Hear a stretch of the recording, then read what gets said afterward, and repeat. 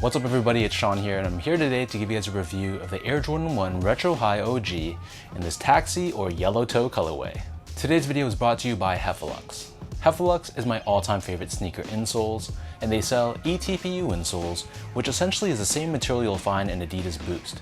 So if you're looking to add some additional comfort inside your shoes, be sure to check out their website, which I've linked down below in the description box. You'll see they sell a variety of different insoles, so depending on the type of insole density and the cushioning setup you're looking for, you're going to find there's a suitable pair for anyone. So I've been a paying customer of Heffelux for years now, and to me, I personally find them to be extremely comfortable. So if you guys want to check them out and try a pair for yourself, be sure to use the code SEANGO at checkout and get 15% off your entire purchase. So these Air Jordan 1s, safe to say, have been highly anticipated for years now. And honestly, this is a colorway that probably should have dropped a few years back, but recently they released in Europe as well as Nike Canada's website, which is tied to Nike's European operations, and they actually bumped up the price, retailing for a price of 235 Canadian dollars. So I don't know if they're still going to retail for 170 USD, or if they're also going to mark it up to maybe 175 as well.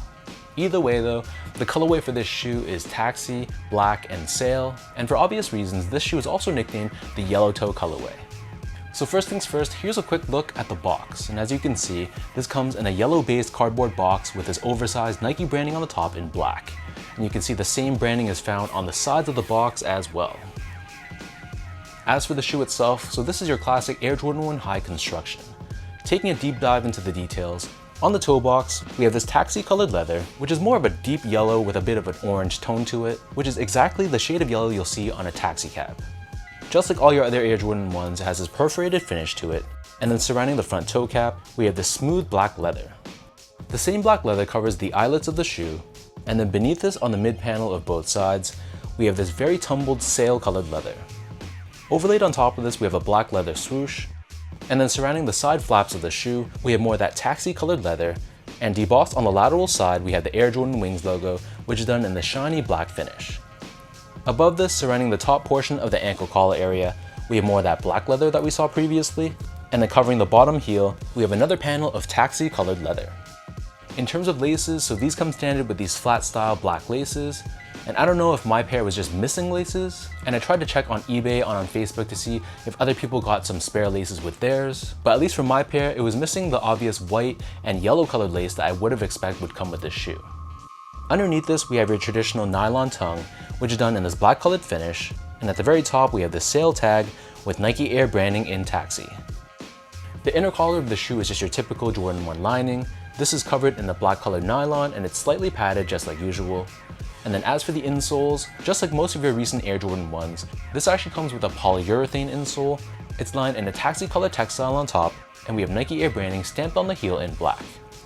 So the upper of these Jordan 1s sits atop this solid rubber cup sole, and encased within this midsole but not visible to the eye, there is Nike Air technology for cushioning.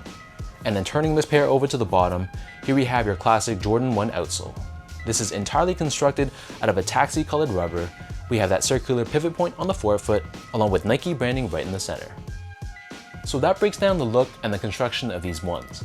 And for those wondering about sizing, to me these fit like most of my other Air Jordan 1 highs, so for most people I'd recommend sticking true to size. Whatever size you normally wear for Jordan 1 highs, I'd stick with the same size for this pair, so that means if you have narrow, normal, or slightly wide feet, true to size should be fine, but if you have really wide feet, you might want to consider going up a half size, because some people may experience some discomfort around this toe box area right here, but that's only if you have really wide feet. Moving on to the comfort, so as expected, these feel like any other Air Jordan 1s. They're going to feel pretty flat, pretty low to the ground, and very stable, but from a step and comfort perspective, even though there is a polyurethane insole, it doesn't feel the most cushioned and the most plush. But for just an everyday casual use shoe, Jordan 1s are going to be perfectly fine. Finally, in terms of the material quality and the craftsmanship, so first off, the leather was a bit of a mixed bag. I thought that the taxi colored leather was the best quality. You run your fingers across it, you can see that it's a nice soft genuine leather. And I thought that the sail leather was okay. I wouldn't say that it was the best quality leather. It almost feels like they intentionally put this tumbled finish to it, but it wasn't that bad either.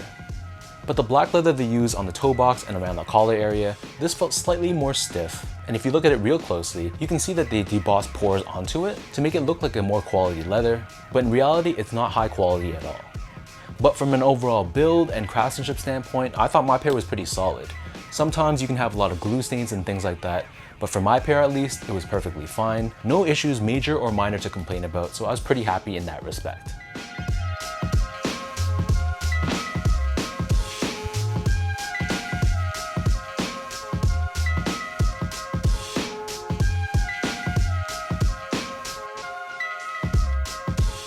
So with all that out of the way now, let me lace these up and I'll show you guys how these look on feet.